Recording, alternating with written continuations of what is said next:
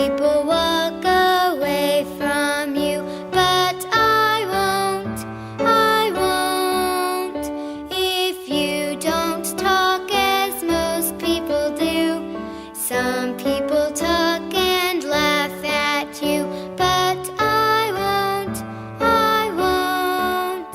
I'll walk with you, I'll talk with you, that's how I'll show my love for you.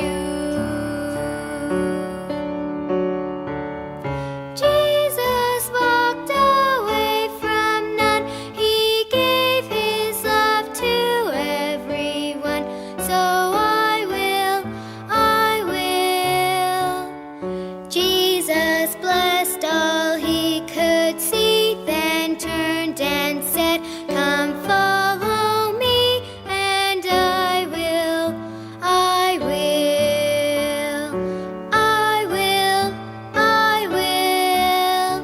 I'll walk with you, I'll talk with you, that's how I'll show my love for you.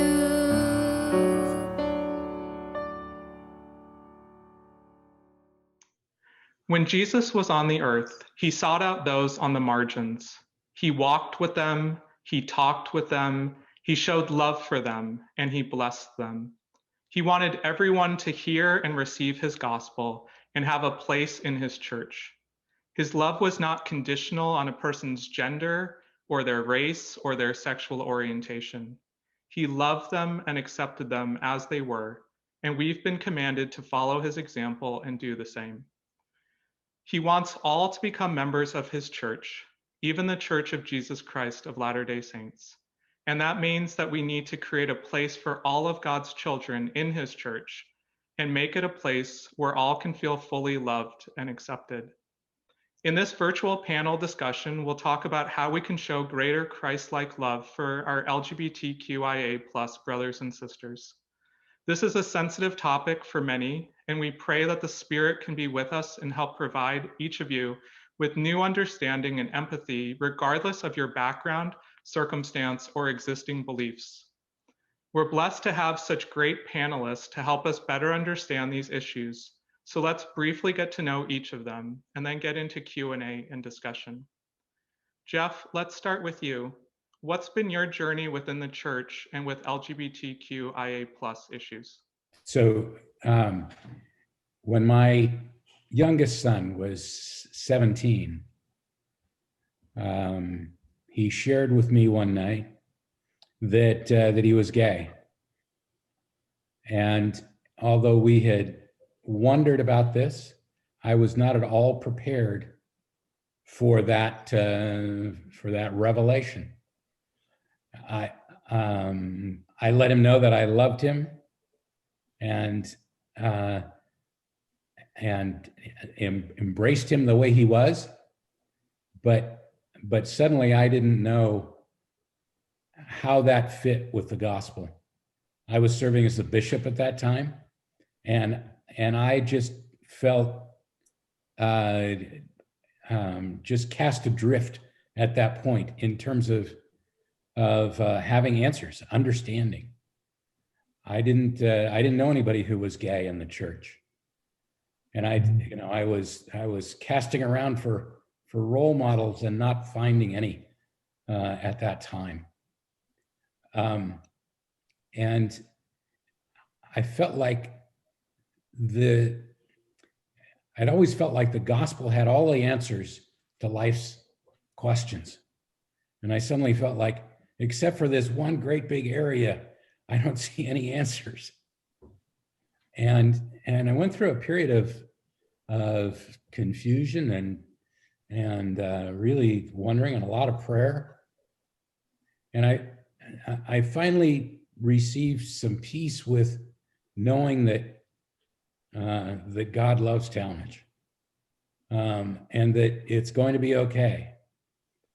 And at that time, that was about all I had, was just, it's going to be okay.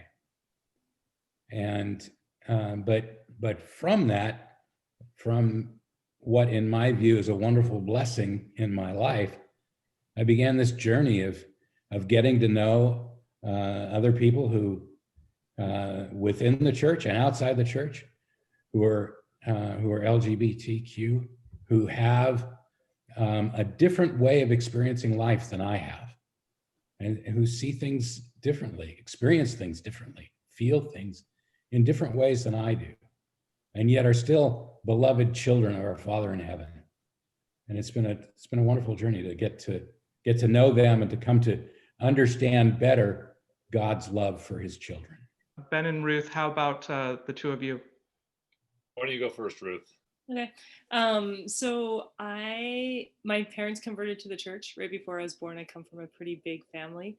So I grew up in the church, really, really active. It's a huge part of my life in all the ways possible. I went to BYU for undergrad. I served a mission in Argentina. I was really active after my mission and was single for a long time and tried dating and just couldn't quite figure out why it wasn't working. Definitely was not working. And then in my late 30s, I wasn't in the closet. I didn't know.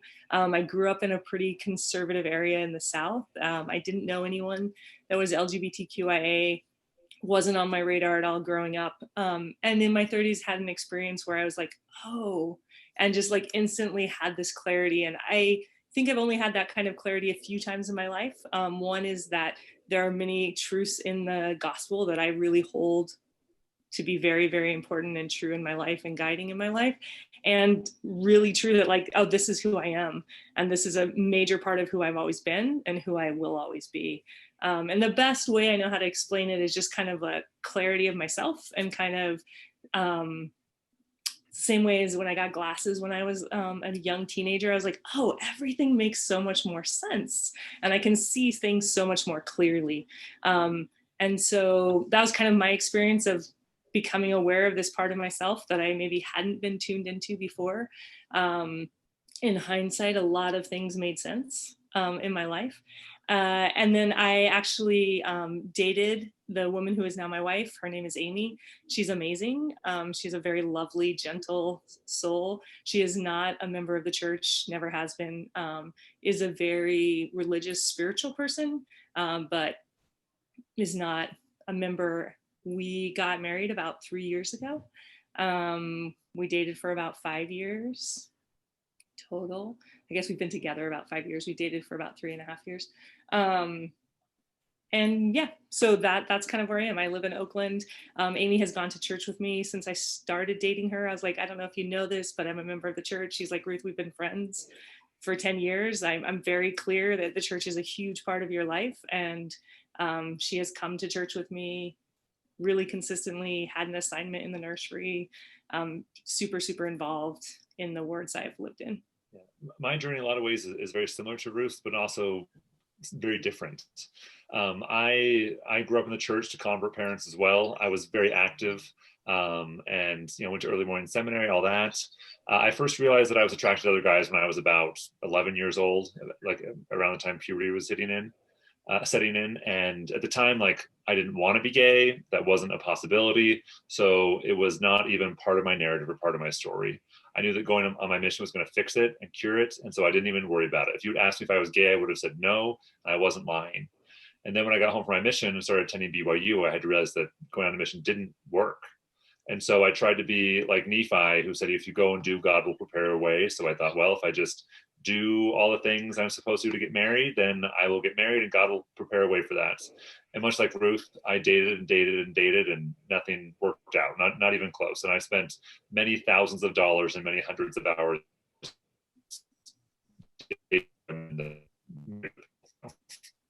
Learned a lot of great things, made a lot of great friends, but did not get married. And, the whole time I was just praying and fasting for this part of me to go away and to change and just begging God to take this away. And as that didn't happen, as I started to realize that maybe this was part of me, I started to wish that the church weren't true. And I started to just wish that weren't true, so I could just live my life and be happy, because I felt like I was being so held back. And I remember spending a summer, this about 30 years now, just wishing the church wasn't true and just telling them that like all the things that have been going on in my life, I'm open with them.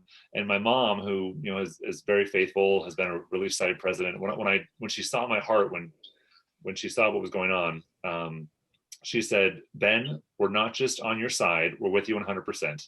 If you need to leave the church and marry a man, you and he will always be part of our family. And by honoring my agency and giving me the freedom to leave, I got to take some time to decide, well, what do I want to do? What is the path I want to take? And I spent a lot of time praying and pondering while I was at my parents' house, trying to figure out what to do. And as I really put myself into the scriptures and prayed and sought inspiration, I felt called by God to stay active in the church and also to live church teachings. And that is a commitment that I'm continuing to make. And so I'm active in the church now. I am openly gay. I work at BYU as an administrator, and I'm on the head council in my stake, and I'm single and planning on staying that way. Great. Thank you, all of you, for those wonderful introductions. Just briefly about myself, I'm a convert to the church. I'm a member now of the bishopric of our ward.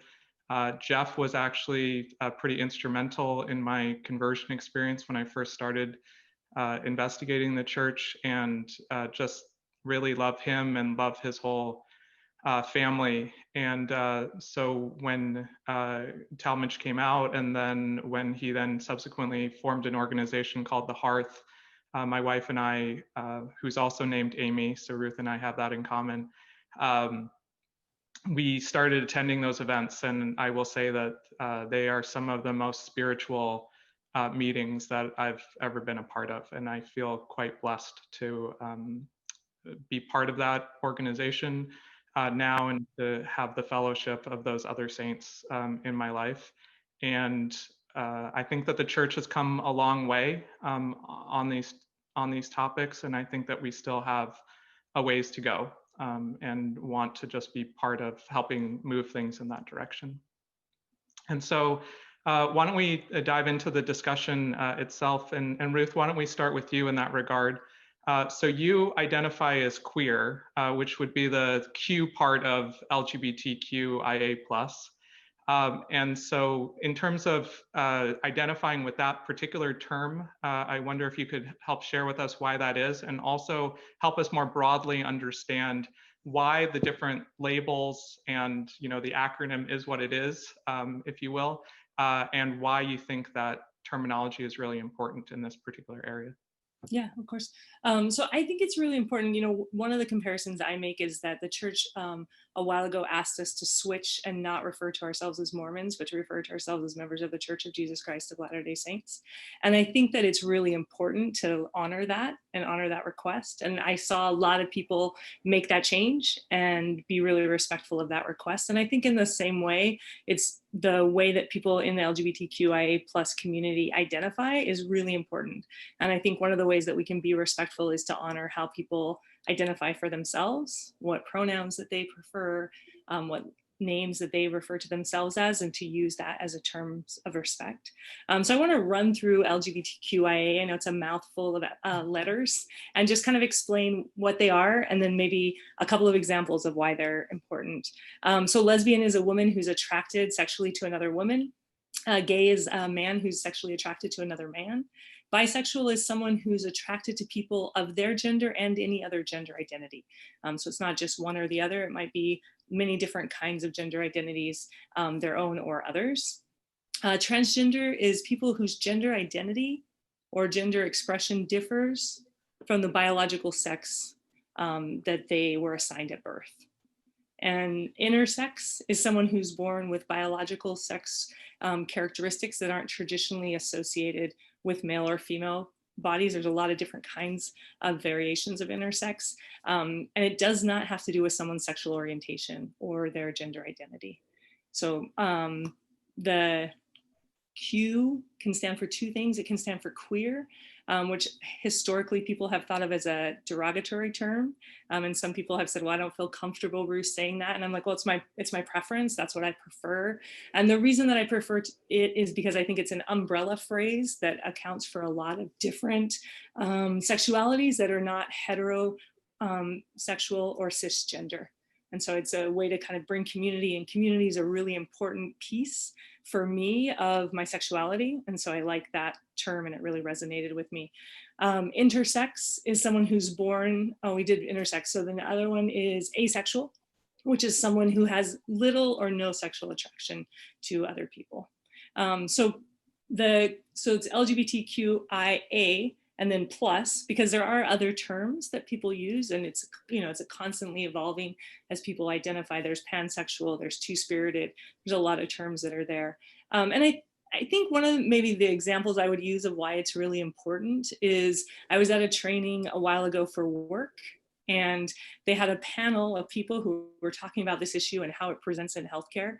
And the person who was on the panel who was asexual and the person who was on the panel who was intersex said that when you just say LGBT or when you just say LGBTQ, it doesn't encompass everyone.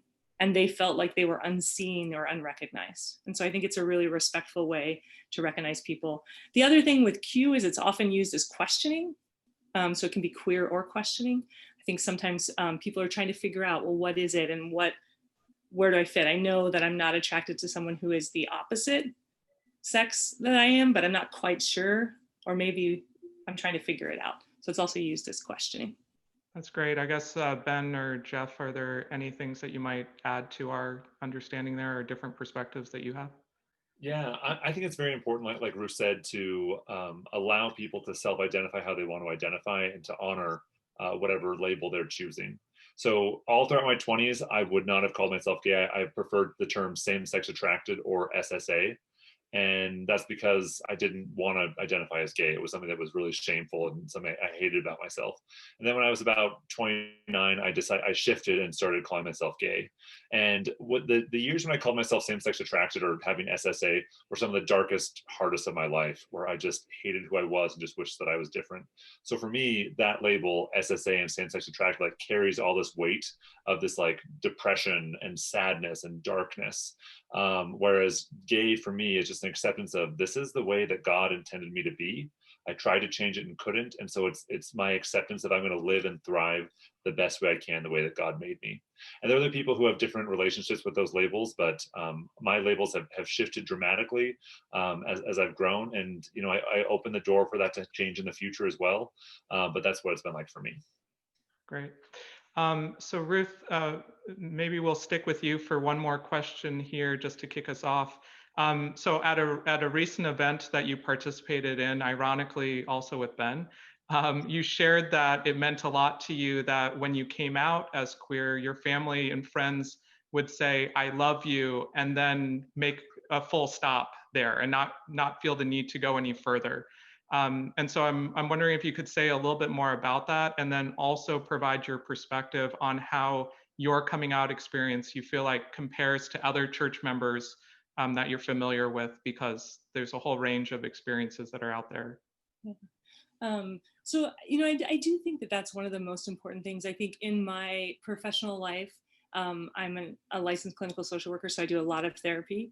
And I've heard a lot of stories, and I've heard a lot of stories from people who grew up in the church or came out later in their lives in the church. And I think there's a wide range of experience. And I think it's one area that as members of the church, we have a lot of things that we could do that would make people feel safer and more comfortable when they come out. And so things, that for me, when I came out, I have a very large family. So I feel like I got the whole range of experience in coming out. And the most helpful ones were when people said, "You know what, Ruth, I'm so glad that you trusted me to tell this to me. I am grateful to know you more fully. I love you." And they just stopped. They didn't feel like they needed to convince me or call me to repentance or tell me all the things that were bad or that were going to happen because this was who I am. They just stopped right there. And for some people, that's all the conversation was. And for others, they had some questions and they asked questions. But the most helpful ones were where people were just like, "Thank you for telling me. I appreciate it. I love you." There was a few people that were like, "Well, I still love you," which has a little bit different tone and a little different feel to it than "I love you," period.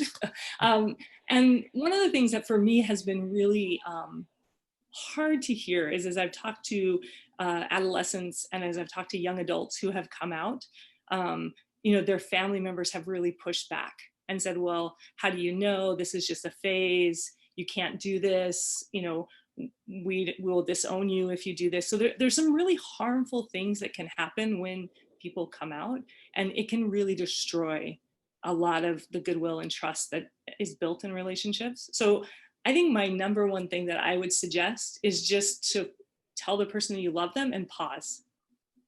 And if you have a lot of other feelings or reactions or thoughts about it, to go and do some work, get some education, talk to some members of the church who maybe have family members or who are LGBTQ, and do your own work before you come and talk to the person who has just come out to you, so that you can be really loving and supporting of them, even if you don't agree with them.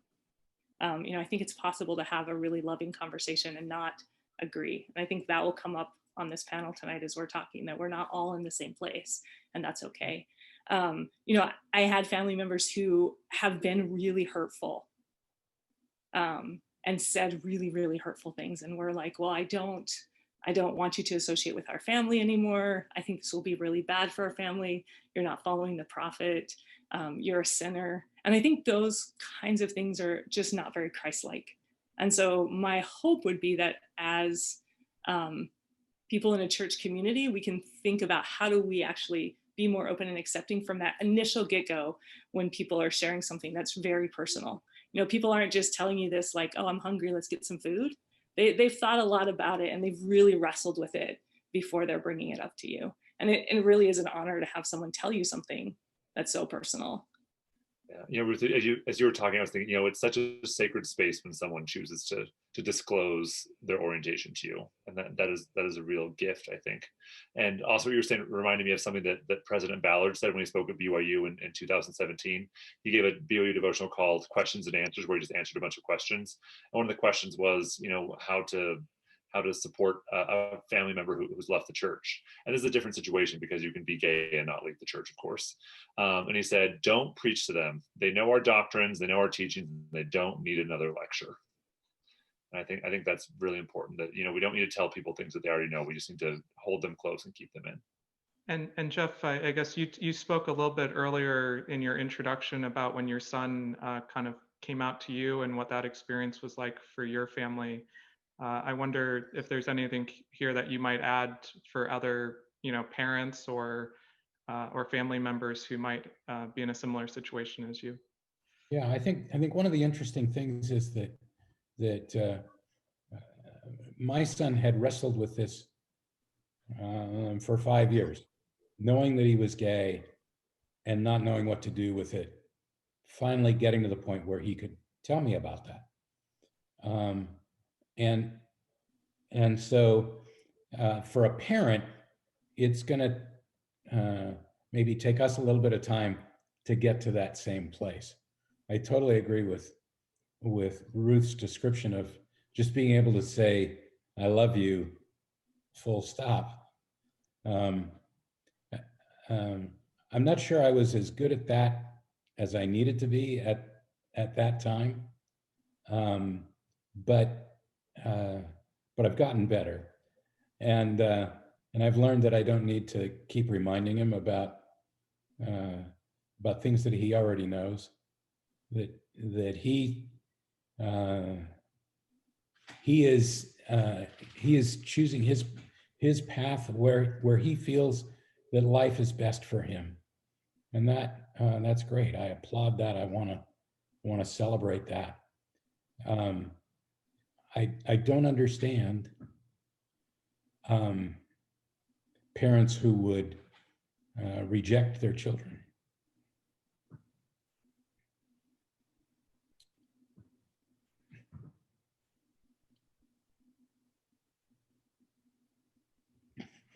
I have trouble talking about that.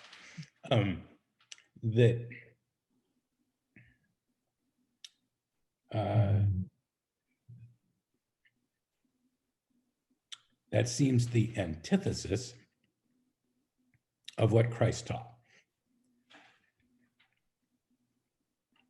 And so I think that within the church, within our families, certainly, we need to be loving and embracing, welcoming people wherever they're at. it struck me, as Greg, as you and I were talking about this on Sunday, that it struck me that Christ didn't spend most of his Sundays sitting in church. Apparently, we don't have a lot of stories about him sitting in church, experiencing the gospel that way. He was out meeting with the people who weren't in church. And I think there's a beautiful lesson in that of our need to just reach out and love wherever people are at. I think I'm really touched by both what Ben and Jeff shared. And I think it's really important. The other thing that I remembered is I was blessed enough to have some people in my life who were genuinely so happy and excited for me. Like they were like joyful that like I was more fully who I am. And that I really clung to in the beginning of like, they were absolutely overjoyed. They're like, I am so happy that you know yourself in this more full way. And my hope would be that that's where we could go to as a community. And just one thing I want to add, I think that's beautiful, Ruth. And Jeff, thank you for your vulnerability and your honesty. As you were talking, I thought Talon was just so lucky to have you as a dad. And you know, the people who have been rejected are lucky to have you as a surrogate father too. Great, thank you for doing all that work. But as I was thinking about what you were saying, I was thinking about Sharon Eubank and her most recent General Conference talk, where she talked about the change we seek in the world will come as we get to know one another better.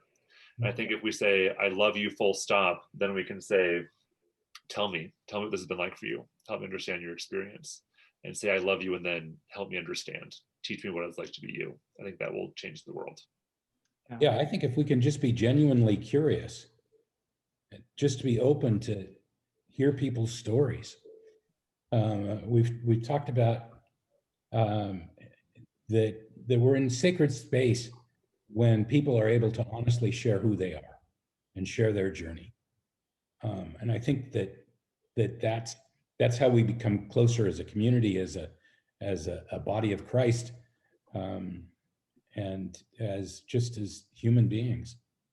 Yeah. No, I totally agree with all of those sentiments. And I think one of the things that actually, as I was talking to various people leading up to this panel, just to get different perspectives on this, one of the things that was a pretty consistent theme in that is that people felt like, particularly as a family member who was receiving the news, that they were often caught unprepared for what was happening, and they didn't necessarily know how to process even what was, kind of coming at them. And as a result, often they felt like they weren't their best self kind of in that situation. And so, hopefully, listening to a conversation like this, or, being exposed to other ideas kind of in the world can help prepare people for that in a way. And then also even just this kind of core advice in terms of just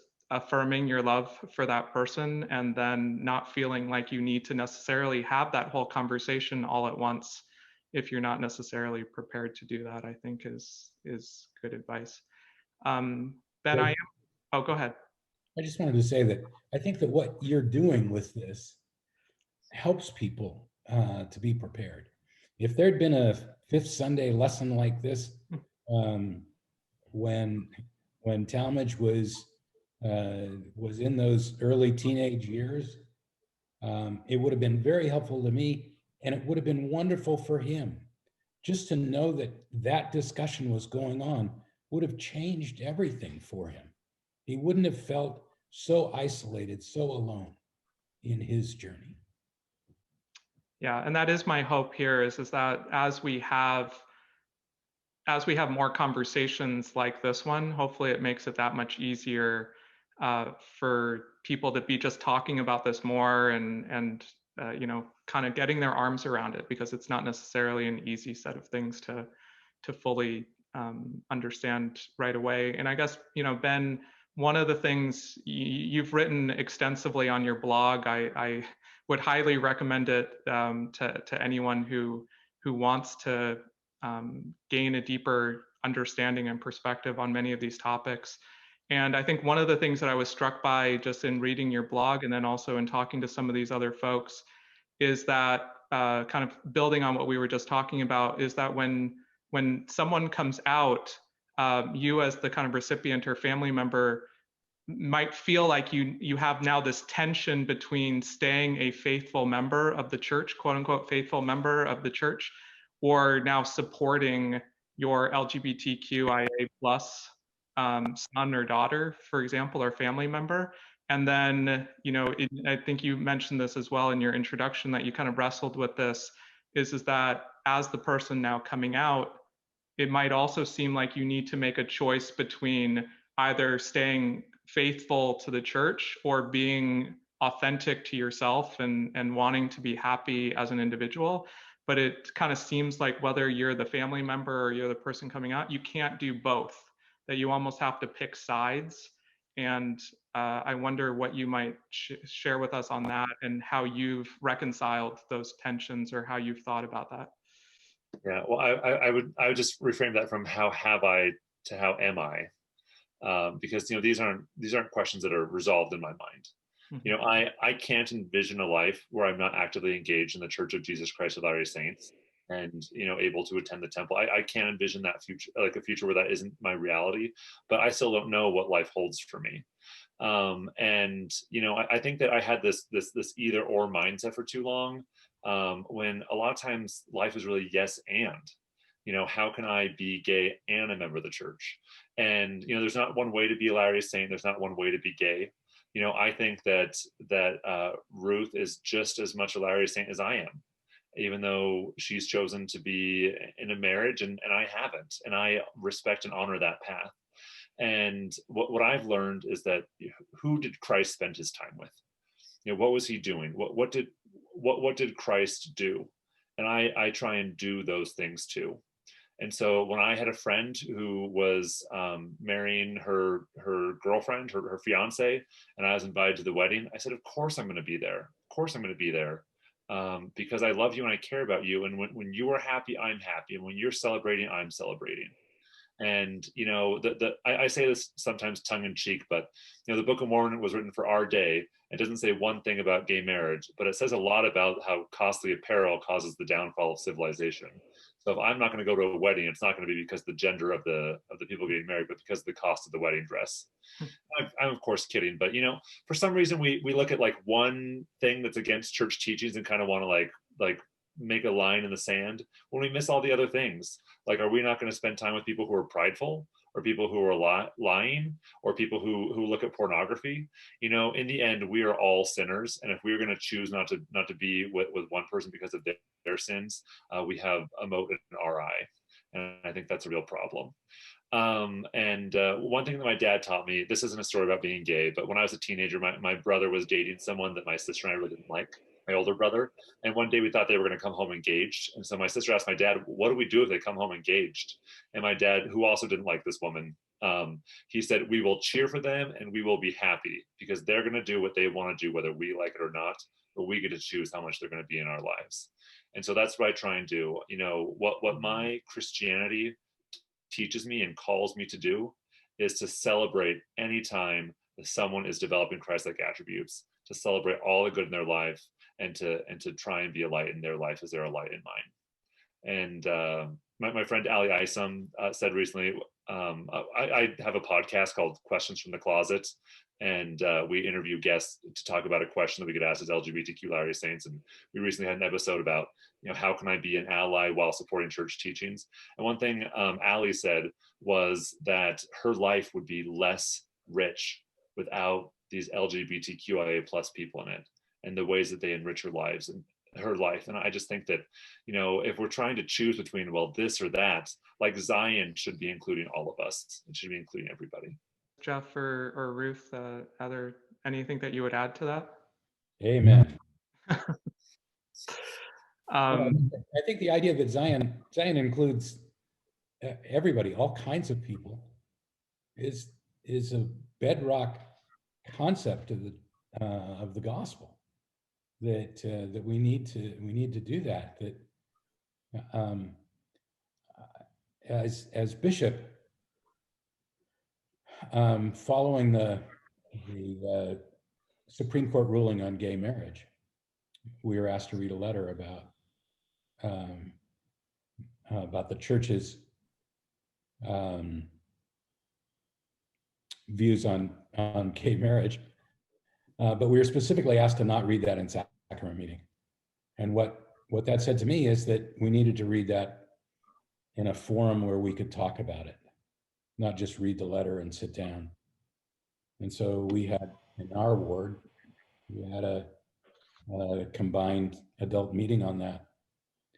And I talked about Talmadge coming out and talked about that experience and what that was like for us in our family and for his brothers and sister.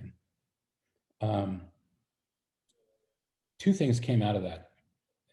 As I was teaching, the Spirit whispered to me that God knew Talmadge was gay before he did, certainly long before I did. This wasn't a surprise to God. And that was a profound realization for me. The second thing was that at the very end, I had basically been in preaching mode and not in discussion mode. But somebody raised his hand and was pretty insistent on asking a question. He wasn't a member of the ward, he was visiting. But he said, of course I love gay people. That's not a question. I love gay people. But what do we do about the sin? And I said, you don't have to worry about that. You just have to love them. But he was persistent. He asked that again. He asked 3 times, but what about the sins? And I think often we put this whole thing in a box where we want to talk about sin and judgment, and that our role is just to love. That as a bishop in very defined circumstances, you're to act as a judge in Israel. But other than that, all of us are asked to love our brothers and sisters. And it's as simple as that. Yeah, it is interesting. In other contexts, I've often said that sometimes I think we make the gospel much more complicated than it needs to be. In this instance, I do think that if we hold on to love as a core tenet and being Christ-like in our behavior, it will guide a whole number of other actions that we take in terms of how we interact with people. Ruth, was there something that you wanted to add here? I think I would just add that I think that the core component is love. I think one of the tenets of the gospel that I really appreciate is we believe in continued revelation. I do not think that we're at a place where we have full knowledge about God's view on LGBTQIA people. And I think that the best thing that we can do is to show Christ-like love to everyone. And as Ben and Jeff both kind of alluded to, it's really not our place to judge. We don't know what people are wrestling with. We don't know the answers they've gotten from God. And I think everyone has the ability to tap into personal revelation and to receive answers for what they're supposed to do. And I think as I've talked with lots of people in the LGBTQIA community, people wrestle with that and people find the path and the answers that are good for them. I know in my personal life, I feel really confident that like my relationship with God has never been stronger, and that I'm okay, and I'm better than okay. I have this amazing opportunity to participate in 2 really amazing communities that bring a lot of joy into my life. I think that's great. And I think maybe 2 last questions here for the group. I think one is just that the church's stance on many of these topics and what kind of is taught has evolved over time. It's changed, and so for some of our older members, perhaps, or people who grew up hearing that the gay lifestyle was a choice, and that someone who is gay could just as easily choose to be straight or pursue a quote unquote traditional kind of lifestyle or marriage. Um, how would you respond to that? This is what I would say. I would say I chose to be straight. Like, being straight was my choice. I was raised, I was a teen in the 90s and early 2000s. In society at the time, it wasn't okay to be gay. I was taught to be straight. I was raised to be straight, and I acted straight. I went on dates with girls. I kissed girls. I held hands with them. I talked about having crushes on them, and I did none of that with guys. I didn't talk about liking a guy.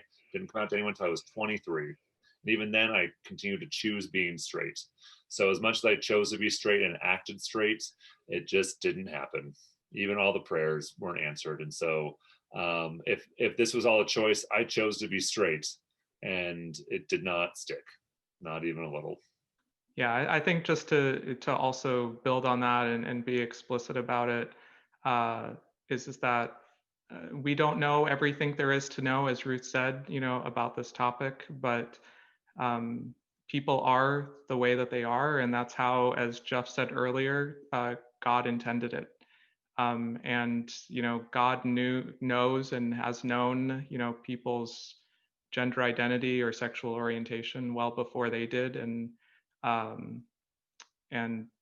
that's just part of who they are, and it's not really a choice. And as Ben said, people make all kinds of other choices in their lives, and they may be accepting of who they are at different points in time, and they may make certain choices based on that, but it doesn't change who they are or who God intended them to be. I guess just just as we kind of wrap up here, one last important question to the group is really that specifically when we think about church as a place that many of us go because we feel like we belong there, we feel drawn to the Spirit there, we feel like it has a lot to add to our perspective of the world. One of the things that I've heard consistently from LGBTQIA plus members is that they want places to belong, they want places to fit in, but oftentimes they don't feel like church is really a safe place for them, or a place where they do feel comfortable. And from your perspectives, what are some things that we can do to help everyone, including our LGBTQIA plus brothers and sisters, feel comfortable at church? And then for those who don't feel comfortable for one reason or another in church, are there other options that exist that might be a better fit for them depending on where they are right now? I can speak from like my experience, and then I can speak from my hope.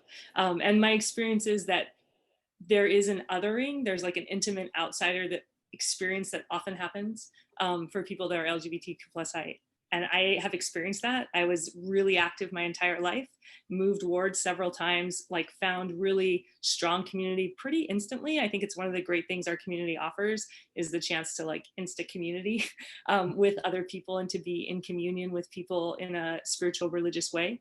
And that has not been my experience since coming out. I wish that it was. It's one of the things that I actually love about our church and our community is that there is this sense of bringing people in. And I think that there is an othering that happens often around LGBTQ people. And kind of for this question you talked about before of like the gay lifestyle, and people are like, well, Ruth, you're promoting the gay lifestyle. And I'm like, the gay lifestyle for us is really like, should we go to the food bank this morning? Should we go for a hike? What kind of ice cream should we get for dinner? There's not like a big agenda. Like, I'm trying with Amy to build community in a way I think that people want to build community, whether they're single or married or divorced or widowed. Like, you want to be with people and be in community with them. And I think that church can be a wonderful opportunity for that. And I think that's just imagining that, everyone kind of is the same, and we have a lot more in common than we don't, and finding those commonalities to connect with people. It's not this other, like, I'm not an other just because I'm queer. Like, I'm just like everybody else that's sitting in a pew at church. I agree with what Ruth has to say, except for ice cream for dinner. I don't recommend that, not a healthy choice. But, I have this phrase where I call it toxic Zion. Like, Zion is this place where I belong, where I feel loved and connected, and also a place where some really painful things happen. In the same ward, when I moved into this new ward, I came out to my bishop in our Get to Know You meeting, and he responded by saying this. He said, "Ben, what do I need to know and understand so I can serve you better?" Like, what a beautiful question. Like, I instantly knew that I belonged in that ward when he said that. And a few months later, I mentioned being gay in an elders quorum meeting. And afterwards, someone told me that I shouldn't talk about my perversions at church. And so this like really beautiful welcome, and someone, you know, saying that that I'm a pervert because of my feelings, and that I shouldn't be talking about them. Like these tough things. More often than not, though, people have been incredibly good to me, but I also want to recognize my privilege. You know, as a tall, white, English-speaking male with hair who looks and talks like a Latter-day Saint, like I fit in, like I really fit in. But I also am gay, so there's just like this little piece of me that makes me an other, but I look like I fit in, and so people treat me that way. In my current ward, about a year ago, I gave a lesson, a Fifth Sunday lesson on how to minister to our LGBTQ loved ones, and afterwards the bishop just like came up and gave me a big bear hug, and then a bishopric member told me how grateful he was that his kids get to grow up in a ward that I'm a part of. And right now I'm on the High Council in my stake, and we just got a new bishopric in the ward I'm assigned to serve in. And after the new bishop was sustained a couple weeks ago, the bishop's wife came up to me and said, "Ben, we love having you in our ward. We are so glad to have you here." And, you know, and everyone knows I'm gay. They all know. And when I was called to be on the High Council, my stake president said, "Ben, we're not calling you to be the gay High Counselor, but you can talk about it as much or as little as you want. And if anyone gives you any guff, they'll have to deal with me." And so I feel very loved and protected where I'm right now. I feel like I've been given the freedom to be open about who I am, and to share my faith in a way that's authentic to me. And also I feel like if I have any problems, that I have people who are going to have my back. And so I think one thing that ward members could do is, you know, talk about LGBTQIA plus people in just organic ways. Like when it comes up organically, talk about it. You know, talk about the people in your life who might not fit in, or who might be different than you, and how you love them and include them. As we do that, then people who are different are going to know that they belong. I think that's one of the keys, that as allies, one of the things that we could do is just mention in church, you know, when we have church, but to just mention that we have LGBTQ family members or friends. The othering that Ruth talked about, part of that is just a total silence. You mentioned at the beginning, Ruth, about people who are intersex or asexual feeling invisible. I think to a large extent, I don't remember ever hearing anybody mention LGBTQ in the years that prior to Talmadge coming out. I don't remember that ever being mentioned in church. And just the mention of it would have been helpful to him, right? To just an acknowledgement that we have gay members in the church, that we have queer members in the church. Just to acknowledge that would be helpful. The other thing that I would say, in addition to what Jeff and Ben have both said, is to really respect and honor and show as much love to people who choose not to participate. It can be a very painful place, and there has institutionally been a lot of moral injury towards LGBTQIA communities. And to really recognize that people can make the decision that is the healthiest for them spiritually, religiosity wise, personally, for their own mental health. And sometimes that's stepping away, and to really honor and respect that as a choice that's just as valid as choosing to step in and participate fully. And that both of those can be really healthy choices for people. You asked, Greg, like other organizations that are available for people. You know, I think there's the Hearth, and right now with one of the silver linings of the pandemic is you can join virtual groups if you're in an area where there's not a gathering of people coming together around this that are church members. You can join in on that. Affirmation has a lot of resources about it. There's a ton of information. There's podcasts, you know, there's online groups that are available to people. There's a lot of resources for people who have left the church, who stay in the church, who are trying to wrestle with what am I going to do about this? And I think it's really helpful to know those resources exist. You know, the Family Acceptance Project, I think, is like brilliant and very respectful of our church and its beliefs, and also talking to family members about how they can support people. So there's a lot of really good resources like that, I think. And hopefully this is only the first of many conversations that will take place on this topic, and as we were just talking about. And so I want to thank our panelists for their participation and their insights as part of this discussion, and thank all of you for watching, and hope that you will share what you've heard and what you've learned with other people who you think could benefit from it. And so as we now conclude this session, we leave you with this video from the church website by Sister Carol F. McConkie, who was the first counselor in the General Young Women's Presidency from 2013 to 2018, regarding how we could be more Christ-like and lift others within the church. And we leave all of this with you and express our love for you and pray for you in the name of Jesus Christ. Amen. It is so important that we understand, first of all, that everyone's in a different place along the path, and that we develop an awareness of the people that are around us.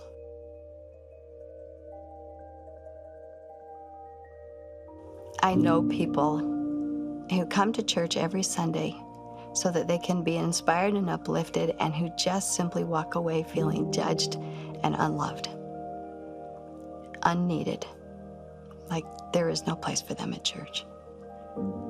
We need to do this differently.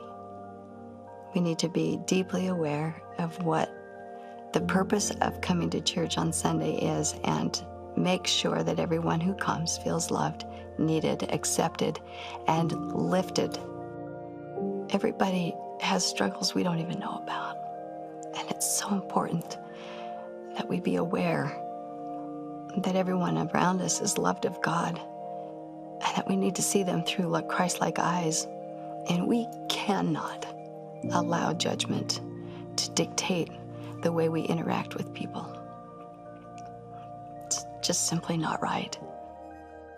I feel that the Lord places us where we are and connects us with the people around us for a purpose.